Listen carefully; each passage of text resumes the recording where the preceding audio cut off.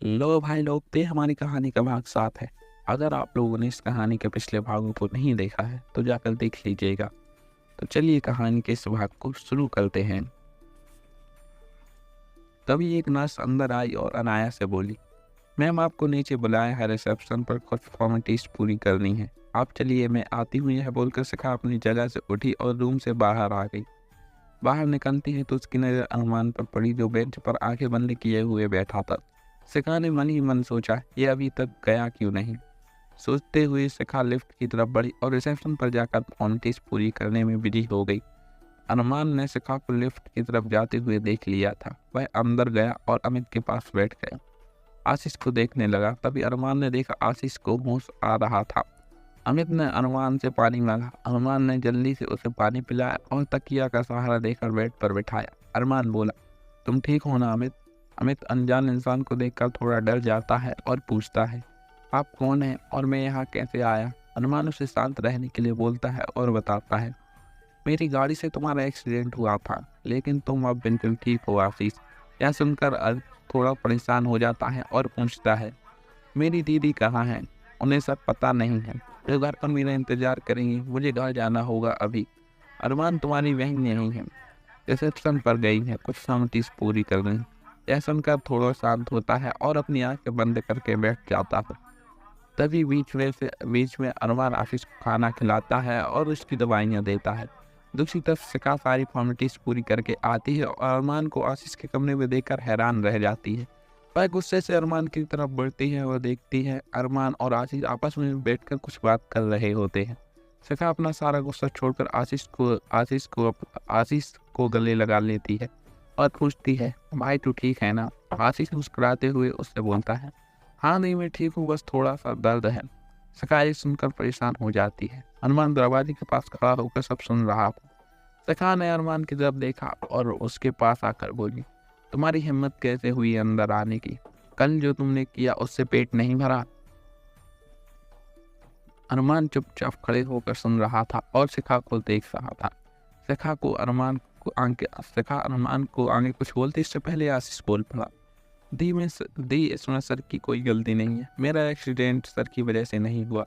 यह सुनकर शिखा अपनी बड़ी बड़ी आंखों से अरमान की तरफ देखती है और आशीष से बोलती है, क्या मतलब, तू कहना क्या चाहता है? आशीष, दी एक्सीडेंट सिर्फ मेरे दोस्तों की वजह से हुआ। दरअसल मैं अपनी ट्यूशन से वापस आ रहा था। साहिल और मोन्टू के साथ हम लोग हंसी मजाक करते हुए सड़क के किनारे चल रहे थे। मोंटी ने मुझे धक्का दे दिया रोड की तरफ, जिससे मेरा बैलेंस बिगड़ा और अरमान की तरफ इशारा करते हुए मैं इनकी गाड़ी से टकरा गया। उन्होंने बहुत कोशिश की मुझे बचाने की, लेकिन सब कुछ इतना जल्दी हुआ कि किसी को भी कुछ समझने का टाइम ही नहीं मिला। आप मेरा यकीन मानिए दी, मेरे एक्सीडेंट में इनकी कोई गलती नहीं है। शिखा सुनकर हैरान हो जाती है। तभी दरवाजे की तरफ देखा तो अरमान वहां से जा चुका था। यह देखकर शिखा परेशान हो गई। सोचे, यदि यह मैंने कर दिया, ये मैंने क्या कर दिया? मैंने उस इंसान को उस चीज़ की सजा दी जो गलती उसने की ही नहीं है। शिखा अपना सर पकड़कर सोफे पर बैठ गई और सोचने लगी। पूरा दिन में जो कुछ भी उसके साथ हुआ वह एक वीडियो की तरह उसके चेहरे के आगे घूम गया। किस तरह उसने अरमान को थप्पड़ मारा और उसकी बेइज्जती की, लेकिन उस लड़के ने बदले में उसे कोई जवाब नहीं दिया। इतना सब कुछ सुन के भी वो चुप क्यों है? उसे मुझे बताना चाहिए था। शिखा को भी यह सब सोचकर चक्कर आ रहे थे कि उसने क्या कर दिया। अमित अब तक सो चुका था। रात के 1 बज रहे थे और हॉस्पिटल में शांति पसरी हुई थी। शिखा अभी भी सोफे पर बैठी थी और अरमान के बारे में सोच रही थी। तब अनाया का कमरे में दम घुटने लगा। उसकी नजर आशीष उसने एक नजर आशीष को देखा तो गहरी नींद में सो गई। यह देखकर शिखा को सुकून मिला और सोफे पर से उठकर कमरे के बाहर आ गई। बाहर निकलते ही उसने अरमान को कॉरिडोर में खड़ा देखा और उसके हाथ में एक सिगरेट थी। शिखा ने सोचा, मुझे उससे माफ़ी मांगनी होगी और इससे अच्छा और कोई टाइम नहीं है। सोचकर अनाया कॉरिडोर की तरफ बढ़ी और अरमान से थोड़ी दूर बनाकर खड़ी हो गई। अनाया मन ही मन सोच रही थी कि शुरुआत कहाँ से और कैसे करें। तभी अरमान की नज़र उसके साथ खड़ी शिखा पर पड़ गई। यह देखकर अरमान ने अपनी सिगरेट बुझा दी और अनाया ने अरमान की तरफ देखकर बोलना शुरू किया, सॉरी मिस्टर विकास। अरमान जो सुनकर चौंक गया और नीली आंखों से शिखा को देखने लगा। उसने देखा अनाया अपनी खूबसूरत उंगलियों को आपस में उलझाकर कुछ कहने की कोशिश कर रही थी।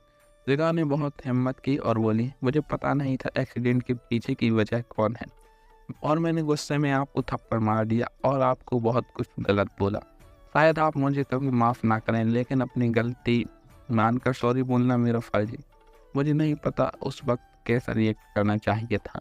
मुझे बस गुस्सा आया और मैंने सब कुछ खराब कर दिया। यह बोलकर अनाया अपनी नज़रें नीचे झुका ली और अरमान अभी भी शिखा की तरफ देख रहा था। उसका ध्यान उसकी बातों पर उसके चेहरे पर ज़्यादा था।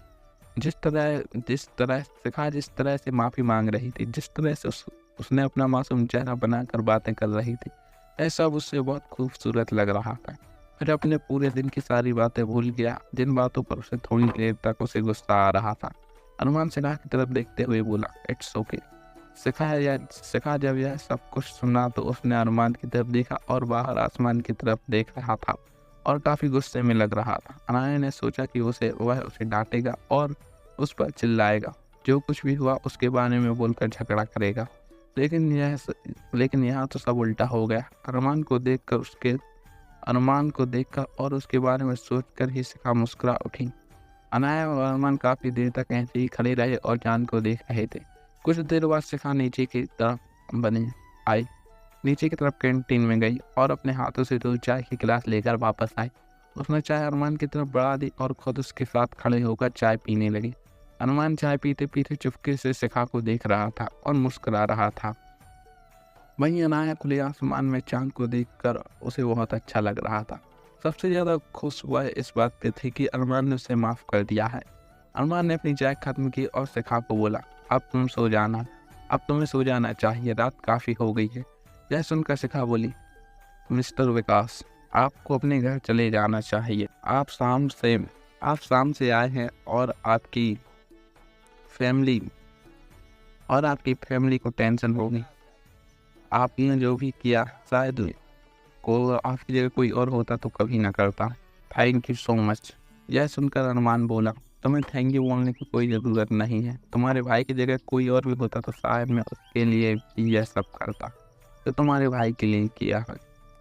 यह गलती की है तो उसे सुधारना तो भी मुझे ही पड़ेगा, और जब तुम्हारा भाई ठीक नहीं है इस हॉस्पिटल से मैं कहीं नहीं जाने वाला।